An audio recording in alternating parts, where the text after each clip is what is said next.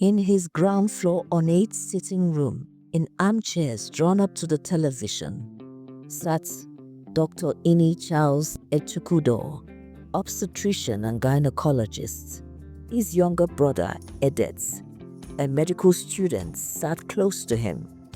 At the moment, the doctor and his brother were watching the World Cup final between Brazil and Nigeria. He was on the edge of his seat as if he would soon fly off at a tangent from it. His gaze continuously roved around the field with the players' movements. Unconsciously, he was mouthing instructions. Good. Take the ball. Pass. No!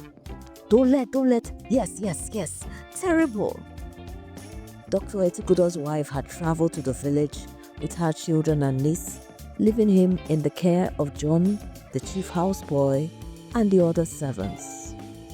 Suddenly, there was a loud knock on the front door. At first, they were so engrossed in the game that they did not hear it. It came again, louder and heavier. Edet shouted, eyes still on the game. John! Don't wait for John, he should be in the kitchen. Open the door yourself, said the good doctor, lifting his eyes temporarily to glare at his brother. Reluctantly, Edet got up to walk quickly to the door. He unlocked it and swung it open, not bothering to first ask who their evening visitors were. 4 men, big and burly, stood at the door. They carried black, fierce-looking submachine guns. Edet moped at them in terrible shock.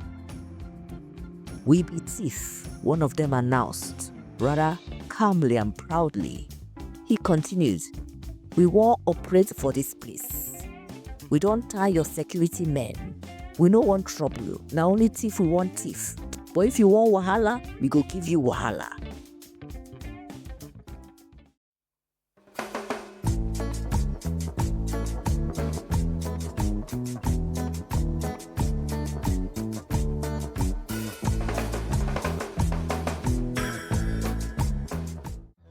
Edet was tongue-tied.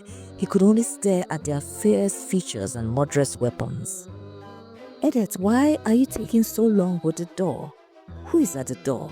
Dr. Etikudo barked. They say that they are robbers, brother.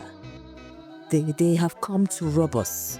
Edet managed through stiff lips. Robbers? Are they armed? Ah, yes, brother. Heavily armed. Let them in. Yes, brother. Edet, followed by the 4 men, marched into the sitting room. Barely glancing up at them, Dr. Etikudo stated coolly, allow me to finish watching the match, then after that, you can rob me to your heart's desire. Sit down, Edet, please. Sit down, gentlemen. Edet mumbled at the word in shock. Gentlemen? He did not understand his brother. How could robbers be gentlemen? But he was spared further thought on the workings of his elder brother's mind as a roar of disappointment filled the room. One of the Nigerian strikers had closely missed the goal. Edet fell into his armchair, resuming his concentrated interest in the game. Now who they play? One of the robbers asked curiously. It's the World Cup final, Nigeria versus Brazil, Edet answered. Ah, another one screamed. Not today? I don't know. Now first half with this, a third one inquired, peering forward in great excitement. No, this is the second half, explained the good doctor. Oh, they all screamed in surprise. So we don't miss the first half. Oh, Barry. What will be the score? The first one asked. 3-2 in favor of Brazil, the doctor answered. Yekba, they howled in abject disappointment, throwing their hands on their heads. Another explained, we go die. Brazil go show us pepe. Na lie, we go beat them well. Who be Brazil? We go chop them pata. Another said. The robbers dropped their weapons on the side table by the armchairs in which they sat. Shifting their positions again and again, they perched on the edges of their seats. watching with complete concentration the game in progress. Every once in a while, one will holler words of abuse, advice, or encouragement. They shouted out the names of the Nigerian players, begging them to score. Yes, dribble. Make them no come out the ball for slowly. Chop that yama Brazil man. You run now. This one that's they waka like pregnant woman. Time to go. At that moment, John came downstairs and into the sitting room. "Did you call me, sir?" he said. Then his glance fell on the robbers and their vicious weapons, and his eyes bulged out in fear. But no one looked up at him. Everyone was concentrating on the tension-filled game on the television. He was baffled. What was happening? Dr. Itukudo was saying distractedly, there were people at the door, but Edet already answered it. "I have visitors. Get us all cold bottles of beer." But sir, John began in confusion. Didn't his master see that these men were armed robbers? "Do as I say, John." While he was getting the cold drinks, John quickly telephoned the special task force set up by the state to combat armed robbery. After some delay, he got through to the nearest police station. When he reported that there were robbers in his master's house, they promised to drag themselves away from their television sets and come with their smartphones so that they could still watch the match. Then, at the 74th minute, the stocky, tireless Nigerian midfielder snatched the ball from a Brazilian defender and passed it to an attacker who did not linger but shot the ball hard into the net. "Goal!" Roars of applause and laughter broke out in the sitting room.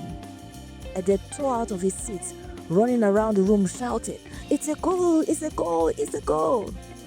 Dr. Itukudo sprang up suddenly and then sat down, breathing hard.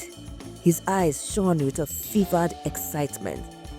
On their part, the robbers jumped up, shouting and clapping their hands in delight.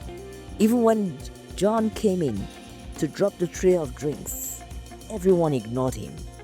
All they could think of was the beautiful goal the Nigerians had just scored.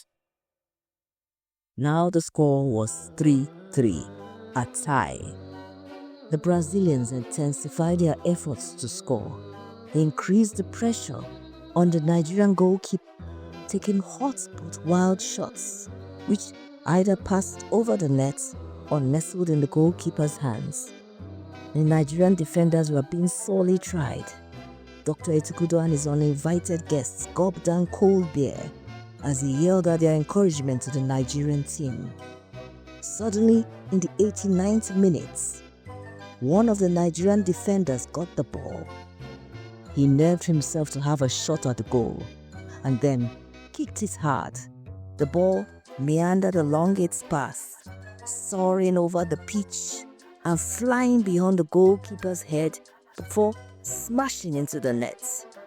When a minute later the whistle was blown to signify the end of the game, Dr. Itukudo yelled, "Oh, we've won!"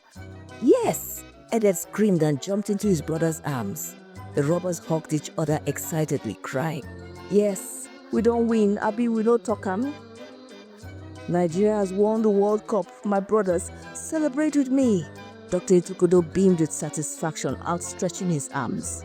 One by one, the robbers fell into his embrace, quite overcome with emotion. There was noise, laughter and gaiety everywhere. Edet watched the Nigerian supporters clubs in the stands as they beat their drums frenziedly, singing lusty songs and dancing so energetically that some non-Nigerians joined them.